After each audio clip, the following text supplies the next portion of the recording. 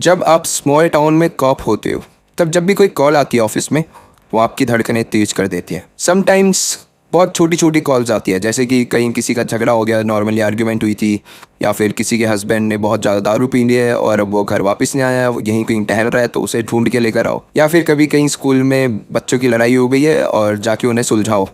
तो अभी तक हमारे गाँव में इस टाइप के केसेस आते थे। हमारा एक छोटा सा गाँव है जहाँ पे मुश्किल से 5-6 हज़ार लोग रहते हैं। और छोटे गाँव होने के फ़ायदे भी हैं, नुकसान भी।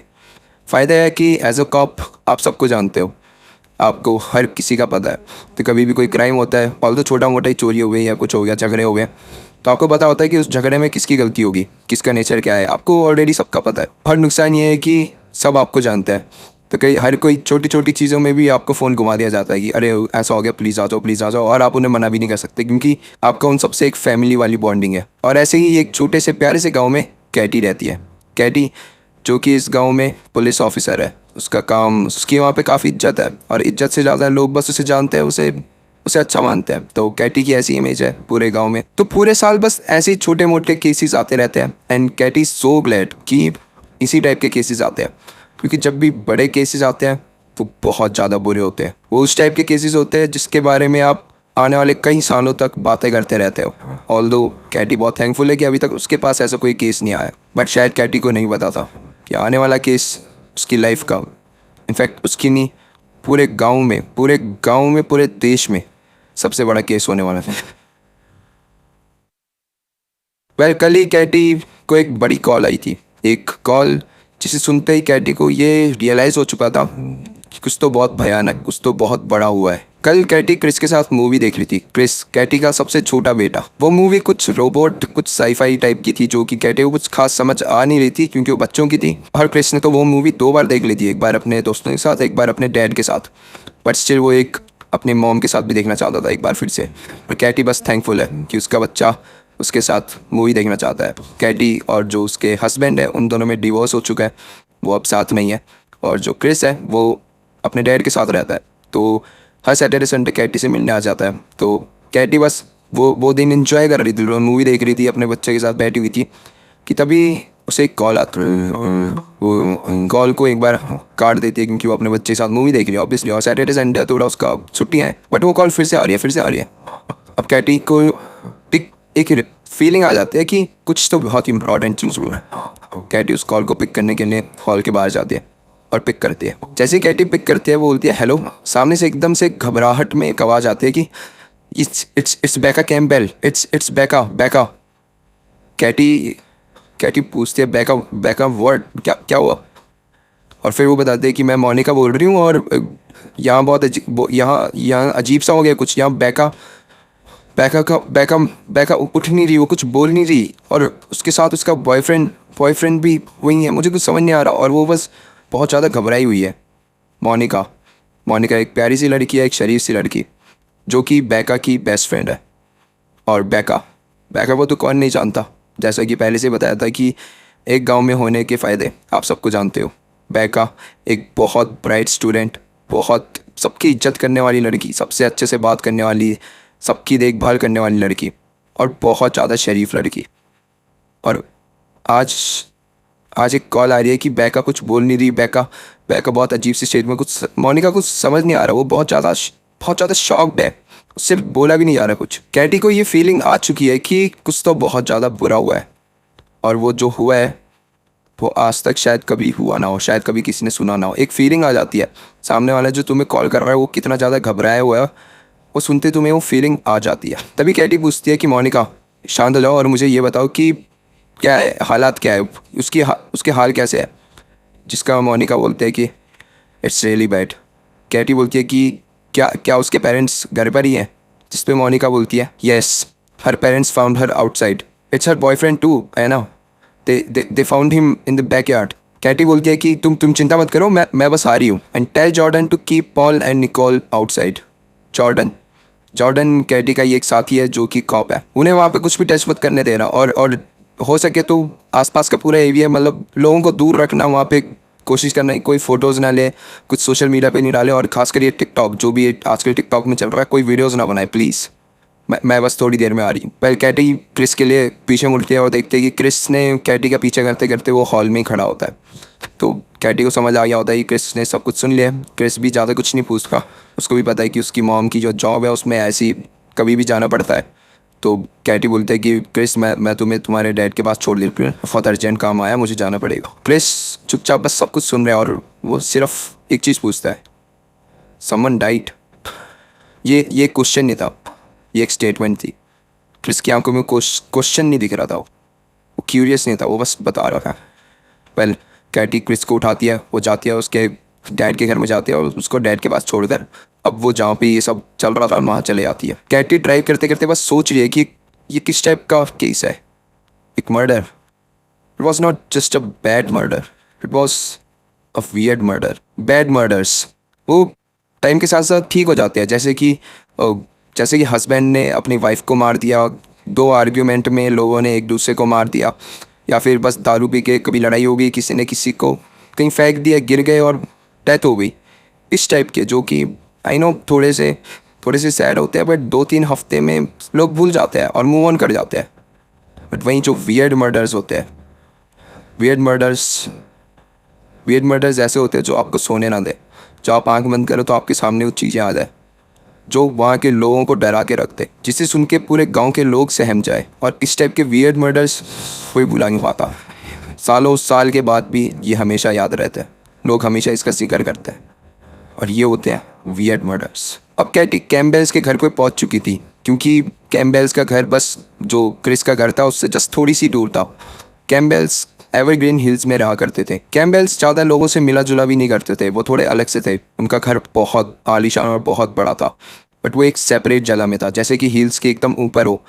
नीचे से जब उसे लोग देखते थे तो एक वाइट स्पेसशिप टाइप लगता था, सफ़ेद कलर के मार्बल्स, हर जगह शीशे, एक बड़ा सा पूल और बहुत बड़ा गार्डन। कैटी को हमेशा उनका घर बहुत अच्छा लगता था, बट अब नहीं, क्योंकि अब उनके घर में इतनी सारी पुलिस के कार्स, इतने सारे रिपोर्टर्स, इतने सारे लोग जमा थे और हर जगह खून के निशान थे।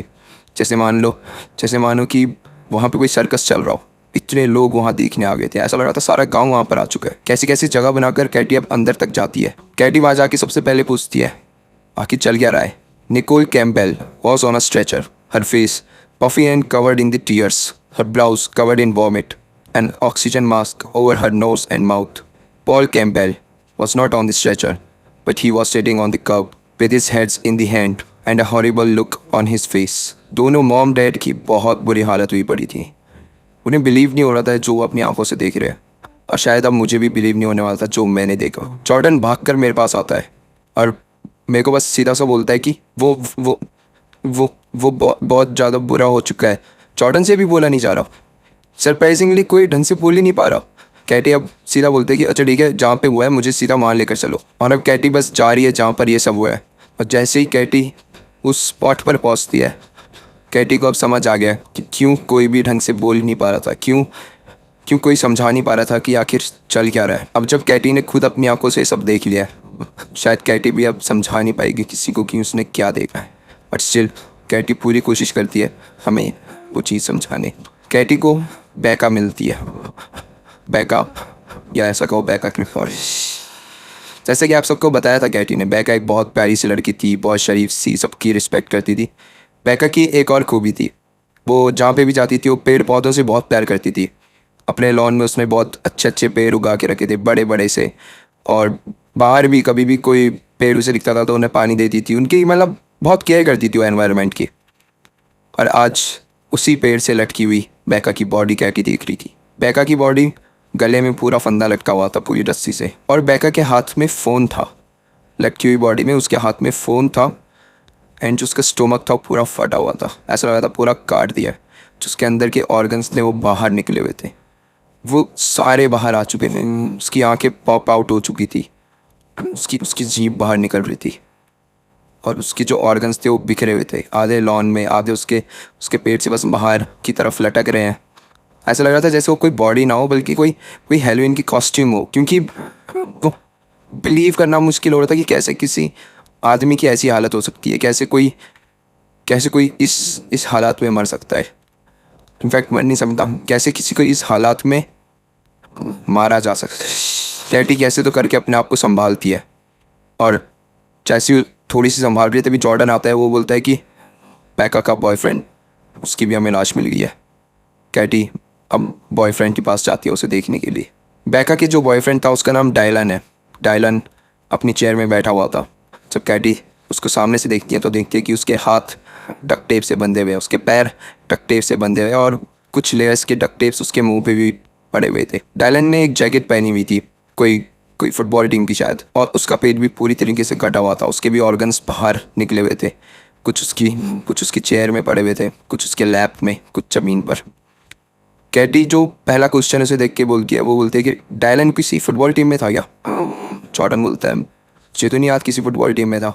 कैटी बोलती है कि हाँ, वो किसी फुटबॉल टीम में नहीं था। तो उसने फुटबॉल टीम की जैकेट क्यों पहनी हुई थी? कैटी जैसे बोल रही है, जॉर्डन एकदम से मुड़ जाता है और भाग कर जाता है। उसको भी बहुत वॉमिट आ रही होती है। वो बस साइड में जाके अपना काम करता है। एंड कैटी कैटी बस सोच रही है कि ये क्या हो गया। एकदम से इतना भयानक मंजर कैसे मतलब उसके गांव में क्या हो गया एकदम से, कैटी को समझ नहीं आ रहा। आज से पहले जहाँ किसी ने मर्डर केस तक नहीं सॉल्व किया हो, उसके सामने ये सब आ चुका था। और वही हुआ जिसका कैटी को डर था। ये कोई बैड मर्डर्स नहीं थे, ये वियर्ड मर्डर्स थे। कैटी अब जॉर्डन से पूछती है कि अंदर कोई फायर लगी थी क्या? जिस पे जॉर्डन बोलता है हाँ, stove. It was weird. Weird weird क्यों? कैटी पूछती है। इससे पहले जॉर्डन कुछ बताता, कैटी खुद ही देखने के लिए अंदर चली आती है। And Katie found it in the sink, a giant ball of tin foil on a pan that had been charred to a crisp. It looked familiar, old, nostalgic. Katie looked around the Campbell's $1 million kitchen and then she found it. A cardboard label. Jiffy Pop. Kind of a popcorn जो कि आप stove में पकाते हो तो पूरे पक जाते हैं। और दैट्स इट। ठीक है, अब कैटी अभी पूरी पूछताछ सारा काम निपटा के 4 बजे सीन से अपने घर की तरफ निकलती है और सुबह के 6 बजे वो अपने घर पहुंच जाती है। कैटी बहुत ज़्यादा थकी हुई होती है, बहुत ज़्यादा डरी हुई भी होती है, और बहुत वियर्ड सी फीलिंग उसके अंदर होती है। ऑब्वियसली जो आपने देखा है वो नॉर्मल नहीं था, तो ये फीलिंग आना बहुत आम बात है। कैटी बस अपने घर पहुंचती है, अपने अपार्टमेंट को खोलती है, अपना डोर बोल के जैसे अंदर आती है, बस बैठ जाती है। उसे एक रिलीफ मिलता है कि फाइनली अब मैं इन सब चीज़ों से दूर आ गई हूँ, अब मैं आराम से सो सकती हूँ, रेस्ट कर सकती हूँ। और कैटी को रेस्ट की बहुत ज़्यादा ज़रूरत थी। बस कैटी अंदर आके लाइट ऑन करती है कि जैसे लाइट ऑन करती है उसे दिखता है कि उसके पीछे कोई है। कैटी एकदम से अपनी गन निकालती है और उसके सामने रख देती है। और जैसे ही वो देखती है तो वो विवान होती है, जिस पे विवान बोलती है जीसस मॉम। विवान कैटी की बेटी होती है। वो बस अपनी मॉम को देखने के लिए उसके अपार्टमेंट में आई होती है। विवान काउच में सो रही होती है और अभी भी अपने स्कूल के ड्रेस में है। जब विवान छोटी थी, या फिर कहो जब वीवी छोटी थी, कैटी को एक चीज़ बहुत अच्छी लगती थी उसकी, कि वीवी हमेशा कैटी की जैसी दिखती थी। वही कर्ली डार्क हेयर, वही dark I and brown skin. ऐसा लगता था वीवी में कैटी को अपना बचपन दिखता हो। बट अब कैटी को नफरत है इस बात से कि वीवी उसकी तरह दिखती है, क्योंकि अब वीवी को भी कैटी की तरह डार्क सर्कल्स आ चुके हैं आईज के नीचे। उसके हेयर्स हमेशा मैसी रहते हैं, और वीवी भी कैटी की तरह हमेशा रिंकल्ड क्लोथ्स पहनती है। अनफोकस्ड, डिसऑर्गेनाइज्ड, हर जगह उसका ध्यान है, बट स्कूल को छोड़कर। पर इसमें बहुत ज़्यादा फॉल्ट कैटी का भी है। जब माँ बाप आपस में अच्छे से नहीं रहते, डिवोर्स कर देते हैं, तो उसका इफेक्ट बच्चों पर पड़ता ही है। अब वीवी पूछती है कि क्या हो गया, आप एकदम से ऐसे इतनी लेट? तभी उस पर कैटी बोलती है कि हाँ, आज एक बहुत अजीब सा केस आया था, एक बैका कैम्पबेल। जिस पे वीवी कहती है कि एग्जैक्टली मैं भी यहाँ पर उसी के बारे में बात करने के लिए आई। ये सुनकर कैटी थोड़ी शॉक है। वो अपने आईब्रोज ऐसे रेज करती है, जिस पर वीवी टीवी का रिमोट रेज करती है और वो टीवी लगा देती है। वीवी नेटफ्लिक्स ऑन कर देती है। कैटी बोलते हैं अभी मत ऑन कर, मेरा बिल्कुल मन नहीं अभी मूवी देखने का। वीवी बोलते हैं कि आई नो आपका बिल्कुल मन नहीं होगा, बट आपको ये चेक करनी चाहिए। वीवी अब नेटफ्लिक्स में मूवी ढूंढने लग जाती है और वो मूवी को ओपन करती है, जिसका नाम था स्क्रीम। जो मूवी चल रही होती है वो मूवी नहीं बल्कि इमेजेस चल रही होती है, क्योंकि जो वीवी होती है वो बस आगे करने में लगी हुई है। वो मूवी जब आपने नेटफ्लिक्स आगे करा होगा तो दिख रहा होगा कि बस इमेजेस आगे आगे आगे आगे होती रहती है। कैटी को भी वही दिख रहा होता है, अनटिल एक टाइम स्टैम्प आता है जहाँ पे वीवी प्ले कर देती है और बोलती है मॉम इसे ध्यान से देखो। अब कैटी उस मूवी को ध्यान से देखने लगती है कि उस मूवी में उसे दिखता है एक लड़का जिसे डक्ट टेप से बांधा हुआ है, उसके हाथ बांधे हुए हैं, उसके पैर बांधे हुए हैं, उसके मुंह पे डक्ट टेप लगी हुई है। वो चेयर पे बैठा हुआ है, वो बैकयार्ड, घर के बैकयार्ड में बैठा हुआ है और उसका पेट कटा पड़ा, उसके ऑर्गन्स बाहर आ रहे हैं और वो मर चुका। वीवी थोड़ी सी और आगे कर दिया मूवी को और फिर प्ले कर दिया, जिसे देखते ही कैटी के मुंह से सीधा निकलता है होली शिट, और वीवी उस पर बोलते हैं कि एग्जैक्टली।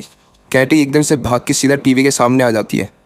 वो अपना फ़ोन उठाती है और एक बार फिर से वो पूरा मंजर देखती है जो कि उसे मूवी में दिख रहा होता है, क्योंकि मूवी में दिखता है Drew Barrymore was dead hanging from a tree in front yard with a noose around her neck, a landline phone in one hand and her guts hanging out from an open mount in her stomach. It was the same, exactly same.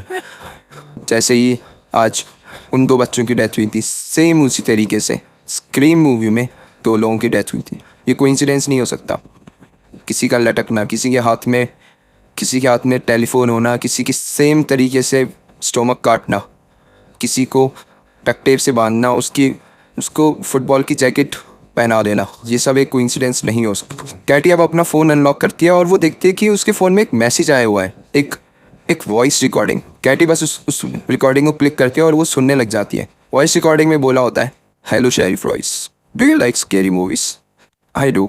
7 movies, 7 bodies, 7 days.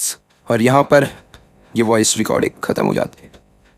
Katie को कुछ समझ नहीं आ रहा, but एक चीज़ उसे समझ आ चुकी है। 7 मूवीज़ मतलब कि 7 मूवी के अकॉर्डिंग 7 मर्डर होंगे 7 दिन में।